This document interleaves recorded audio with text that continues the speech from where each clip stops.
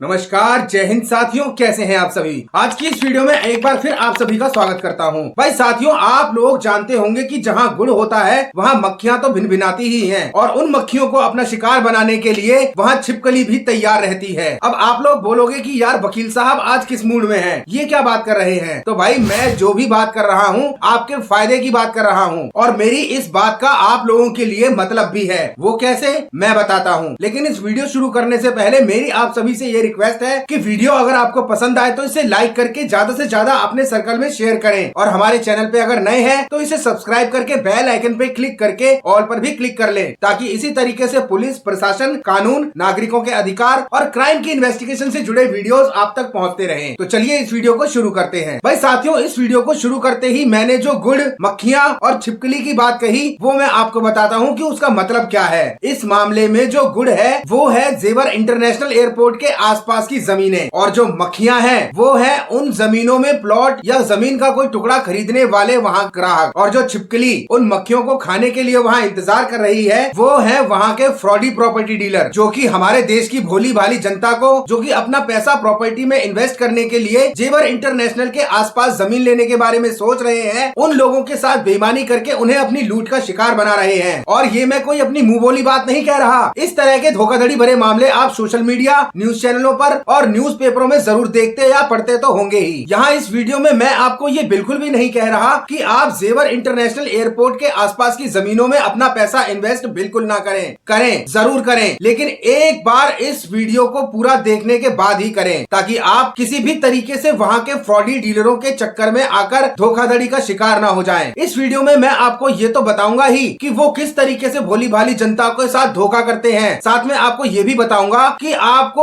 उनके द्वारा करने वाले धोखे से किस तरीके से अपने आप को बचाना है। लेकिन इसके लिए ये वीडियो आपको एंड तक जरूर देखना होगा। तो चलिए बिना किसी देरी के वीडियो शुरू करते हैं। साथियों, जैसा कि आप सब जानते हैं कि उत्तर प्रदेश के जेवर में एशिया का सबसे बड़ा इंटरनेशनल एयरपोर्ट बनने जा रहा है, जिसका काम बड़ी ही तेजी से सरकार के द्वारा किया जा रहा है। और ऐसे समय में बहुत सारे ऐसे लोग हैं जो उस जेवर इंटरनेशनल एयरपोर्ट के आसपास जमीन खरीद के अपने पैसे को वहाँ की प्रॉपर्टी में इन्वेस्ट करना चाहते हैं। हालांकि कुछ साल पहले ये कृषि प्रधान इलाका हुआ करता था, यहाँ खाली खेतीबाड़ी और गांव हुआ करते थे। लेकिन जब से यहाँ पर एयरपोर्ट बनने की घोषणा हुई और इंटरनेशनल एयरपोर्ट बनने का काम सरकार के द्वारा शुरू किया गया, उसके बाद यहाँ की प्रॉपर्टी में बूम आया, जिसकी वजह से देश के लोगों ने अपनी जमा पूंजी को इस जगह प्रॉपर्टी में इन्वेस्ट करने के बारे में सोचा है। और जैसे ही इस इलाके में जेवर इंटरनेशनल एयरपोर्ट का काम शुरू हुआ, इस इलाके के आसपास सैकड़ों हजारों प्रॉपर्टी डीलर पैदा हो गए, जो कि लोगों को जेवर इंटरनेशनल एयरपोर्ट के आसपास बड़े ही सस्ते दामों में प्लॉट या जमीन उपलब्ध करवाने का दावा करते हैं। यहाँ तक कि वो ये भी दावा करते हैं कि ये जमीन उन्हें किस्तों में दे दी जाएगी। आपके मोबाइल पे भी, सोशल मीडिया पे इस तरह के एडवर्टाइजमेंट आते ही होंगे, जिसमें कि अलग अलग नाम से अलग अलग अन्य व्यक्ति अपने आप को वहाँ का प्रॉपर्टी डीलर बता के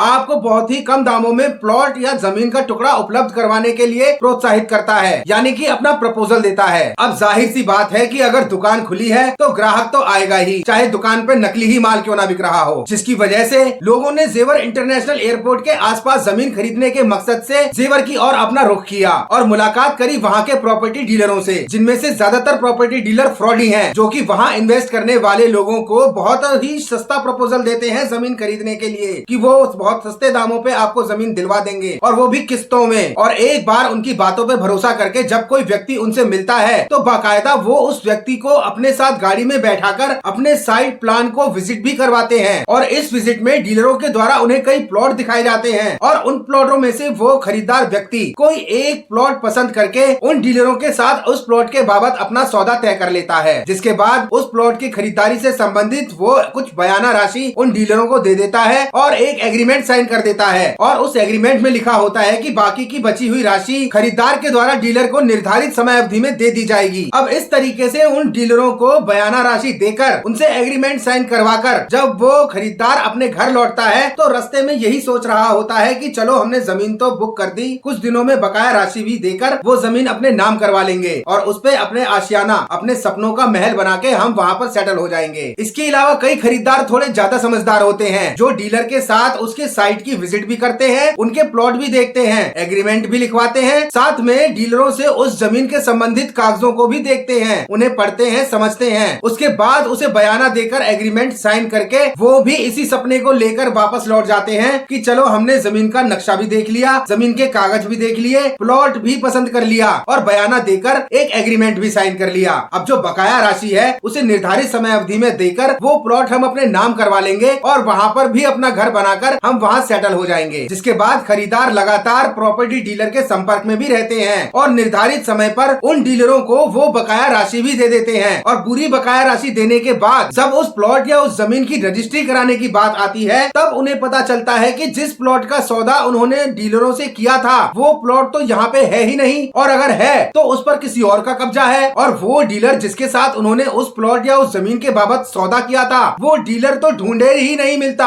अब ऐसे में बेचारा वो खरीदार क्या करे जिसका उस प्लॉट पे कब्जा है। अगर वो उससे जाके मिलता है तो कब्जाधारी भी उसको कागज दिखा देता है कि इस प्लॉट को तो उसने खरीद रखा है, या फिर दूसरी अवस्था में खरीदार को ये पता चलता है कि ये प्लॉट तो जेवर एयरपोर्ट की अथॉरिटी के अधिग्रहण में आ गया था। अब इन सब बातों को जानने के बाद वो खरीदार पागलों की तरह उन डीलरों को ढूंढने लगता है, लेकिन वो फ्रॉडी डीलर उन्हें ढूंढे भी नहीं मिलता। जिसके बाद खरीदारों के द्वारा उस डीलर को ढूंढने के मकसद से लाख प्रयत्न करने के बाद जब वो डीलर नहीं मिलता तो वो खरीदार पुलिस वालों की शरण में जाते हैं और वहाँ पर पुलिस वालों से संपर्क करके अपनी कंप्लेंट देने की कोशिश करते हैं, जिसमें कि वो उन्हें बताते हैं कि वो बाहर दिल्ली, उत्तर प्रदेश या किसी अन्य जिले से आए हैं और इन्होंने यहाँ पर जमीन खरीदी थी, इस डीलर के साथ इस जमीन का सौदा किया था, लेकिन हमारे पैसे लेकर वो डीलर फरार हो गया और जो जमीन उसने बताई थी उस जमीन को जेवर एयरपोर्ट के अधिग्रहण में ले लिया गया है या उस जमीन पर किसी दूसरे व्यक्ति ने कब्जा कर लिया है। तो ऐसे में पुलिस क्या कार्रवाई करती होगी इस बारे में आप बखूबी जानते हैं। ज्यादातर पुलिस वाले तो ऐसी कंप्लेंट रिसीव ही नहीं करते और अगर कोई पुलिस वाले इसका मामले को सुनते भी हैं तो वो खरीदार से ये कह देते हैं कि ये तो सिविल का मैटर है, आप सीधा कोर्ट में जाओ। जिसके बाद वो खरीदार व्यक्ति अपने पैसों को वापस पाने के लिए या उस जमीन पर अपना कब्जा पाने के लिए जाता है न्यायालय की शरण में और मिलता है किसी वकील साहब से। और वकील साहब से मिलकर जब वो उन्हें अपना एग्रीमेंट दिखाता है, उस जमीन से संबंधित कागज दिखाता है, तो उन कागजातों को देखकर उन्हें पढ़कर उनकी वेरिफिकेशन करके वकील साहब उन्हें बताते हैं कि ये तो फ्रॉडी कागज हैं। जिस जमीन का उसने आपसे सौदा किया है इस जमीन का तो वो मालिक ही नहीं है, या जिस जमीन का आपने उस डीलर से सौदा किया था ये जमीन तो जेवर इंटरनेशनल एयरपोर्ट के एक्वायरमेंट मैप के अंदर आती है, तो आपने ये जमीन उससे कैसे खरीद ली। या फिर वेरिफिकेशन के बाद वकील साहब को पता चलता है और वो खरीदार को बताते हैं कि प्रॉपर्टी डीलर ने ये जमीन आपके अलावा अन्य 2 या 3 लोगों को भी बेच रखी है और आपके अलावा वो सभी इस जमीन पर अपना दावा कर रहे हैं। अब आपको समझ में आ गया होगा कि मैं क्या कह रहा था और मैं क्या कह रहा हूँ। दरअसल ये पूरा एक फ्रॉड है और इस फ्रॉड को करने वाला डीलर उसी प्लॉट को एक के बाद 3, 2, 4 लोगों को भी बेच देता है और उनसे उस डीलर को जो भी राशि प्राप्त होती है उस राशि को प्राप्त करके वो रफू चक्कर हो जाता है और अपने पीछे छोड़ जाता है खरीदारों के बीच आपस में जंग, कोर्ट केस, पुलिस केस। अब यहाँ मैं आपको एक बात और बता दूं कि ये पूरा फ्रॉड बाहर के लोगों के द्वारा किया जाता है, क्योंकि वहाँ के जो लोकल लोग होते हैं भाई उनका तो घर भी वहीं पे ही है, उनके तो खेत खलियान, उनकी जमीनें भी वहीं पे ही है, तो उन्हें तो ऐसा काम करने की कोई जरूरत ही नहीं है। लेकिन जो इस तरीके के फ्रॉड करने वाले फ्रॉडी डीलर होते हैं उन्हें पता होता है कि यहाँ पर बाहर से लोग ही आएंगे जमीन खरीदने के लिए, कोई यहाँ का लोकल आदमी तो यहाँ जमीन खरीदेगा नहीं, क्योंकि उनकी जमीन तो पहले से ही उनके पास यहाँ पर है। और ऐसे में एक कमी होती है कि जो बाहर से आने वाला व्यक्ति होता है वो उनके साइट प्लान और उनके मैप को, उस जमीन से जुड़े हुए कागजों को, इन सभी को पूरी तरीके से वेरीफाई नहीं कर पाता, जिसका गलत फायदा वो लोग उठाते हैं और भोली भाली खरीदार जनता के साथ धोखा करके फरार हो जाते हैं। और साथियों इसी तरह के फ्रॉड इसी वे में बहुत सारे आज के समय में जेवर इंटरनेशनल एयरपोर्ट के आसपास हो रहे हैं, जिनकी खबर आप सोशल मीडिया पे, न्यूज चैनलों में या न्यूज़पेपरों में भी देखते और पढ़ते तो जरूर होंगे। और अब मैं आपको बताता हूँ कि आपको कभी भी कोई जमीन, चाहे वो जेवर इंटरनेशनल एयरपोर्ट के आसपास हो या पूरी दुनिया में कहीं पर भी हो, कोई भी जमीन और मकान खरीदने से पहले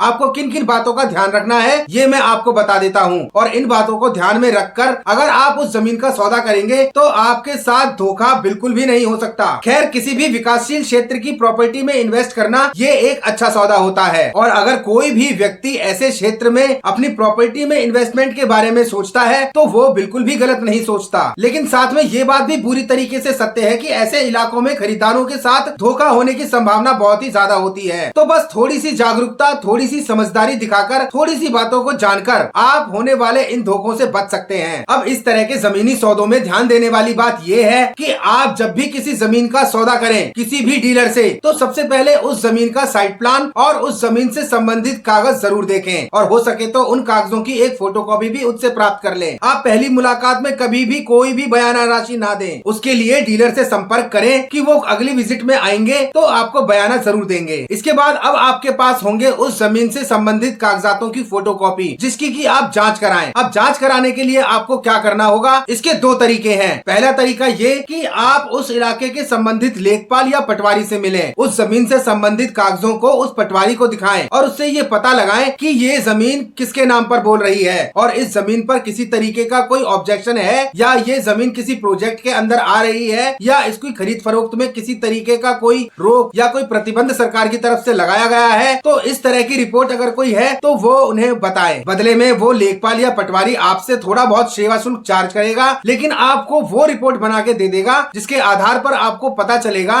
कि ये जमीन आपके खरीदने लायक है या नहीं। जैसे कि जिस व्यक्ति के साथ आपने एग्रीमेंट किया है और पटवारी की दी गई रिपोर्ट में उस जमीन का मालिक कोई और व्यक्ति है, वो जमीन किसी और व्यक्ति के नाम पे बोलती है, तो आपको ये सौदा बिल्कुल भी नहीं करना। इसके अलावा पटवारी के द्वारा दी गई रिपोर्ट में अगर ये जमीन किसी सरकारी प्रोजेक्ट के अंडर आ रही है तो भी सौदा आपको नहीं करना। इसके अलावा पटवारी की रिपोर्ट के अनुसार सरकार के द्वारा इस जमीन की खरीद फरोख्त में सरकार के द्वारा रोक लगाई गई है, प्रतिबंधित है, तो भी आपको इस जमीन का सौदा बिल्कुल भी नहीं करना। और इस जमीन के कागजों की जांच करने का दूसरा तरीका इससे भी सिंपल है कि आप घर बैठे किसी बैंक वाले से संपर्क करके उस जमीन पे लोन के लिए अप्लाई करने का अप्रूवल मांगे और उनको वो कागजों की फोटोकॉपी हैंड ओवर करें। अब किसी भी बैंक का जो लोन डिपार्टमेंट है वो बड़ा ही तेज और शार्प होता है। किसी भी प्रॉपर्टी पे लोन करने से पहले वो उस प्रॉपर्टी के कागजों की अच्छे तरीके से जांच करता है, मतलब कि ये प्रॉपर्टी किसी तरीके से किसी सरकारी अधिग्रहण के अंडर तो नहीं आ रही, या इस प्रॉपर्टी पे किसी तरीके का कोई लोन तो नहीं चल रहा, या ये प्रॉपर्टी जिस आदमी के नाम पे आपने एग्रीमेंट किया है उसी के नाम पे बोल रही है या नहीं बोल रही। अगर इस तरीके की जांच करवाने में बैंक वाले आपको उस प्रॉपर्टी के कागजों की वेरिफिकेशन करने के बाद लोन देने के लिए राजी हो जाते हैं तो आपको ये समझ जाना चाहिए कि आपका सौदा सही है, इस प्रॉपर्टी में कोई भी डिस्प्यूट नहीं है। तो आप बेशक उनसे लोन ना लें, लोन के अप्रूवल को रिफ्यूज कर दें, लेकिन आपका काम तो हो ही जाएगा, वो भी फ्री ऑफ कॉस्ट घर बैठे बैठे। जिसके बाद आप उस व्यक्ति उस डीलर से मिलकर उस जमीन का सौदा तय करें, उस जमीन के बाबत उस डीलर या उस व्यक्ति को बयाना दें और रजिस्टर्ड एग्रीमेंट ही करवाएं जिसमें कि आपकी बकाया राशि और उसको देने का निर्धारित समय अवधि भी दर्ज करवाएं। और एक बार निर्धारित समय अवधि पर जो भी बकाया राशि होती है उसे आप समय पर देकर जल्दी से जल्दी उस संबंधित प्रॉपर्टी रजिस्ट्री करवा लें। और जैसे ही आप रजिस्ट्री करवा लें तो उस जमीन की चारों ओर आप बाउंड्री करवा लें, तो उस प्रॉपर्टी में 2 रूम का सेट विद लैट्रिन बाथरूम भी बनवा दें, ताकि आप जब तक उस प्रॉपर्टी को बनवाकर वहां पर सेटल नहीं हो जाते तब तक उस प्रॉपर्टी को आप रेंट पर दे सकें। जिससे कि आपको 2 फायदे होंगे। पहला फायदा कि आपकी उस प्रॉपर्टी से आपको इनकम होती रहेगी, दूसरा फायदा कि आपकी वो प्रॉपर्टी सेफ रहेगी, उस प्रॉपर्टी पर आप ही का कब्जा रहेगा। लेकिन यहाँ आपको एक बात और ध्यान रखनी है कि अगर ऐसी अवस्था में आप उस प्रॉपर्टी पे इन्वेस्ट करके 2 रूम सेट बना के किसी को रेंट पे देते हैं तो रजिस्टर्ड रेंट एग्रीमेंट भी जरूर बनवाएं। उस प्रॉपर्टी की रजिस्ट्री होने के बाद मालिकाना हक आपको मिल जाएगा और रजिस्ट्री की कॉपी बिजली विभाग में जमा कराते ही आपके नाम का मीटर भी उसी प्रॉपर्टी में लग जाएगा। और जो उस प्रॉपर्टी में आप किराएदार रखोगे उस किराएदार से आप रजिस्टर्ड रेंट एग्रीमेंट बनवा लोगे, तो उस प्रॉपर्टी पे पूरा कब्जा लिखित में फिजिकली भी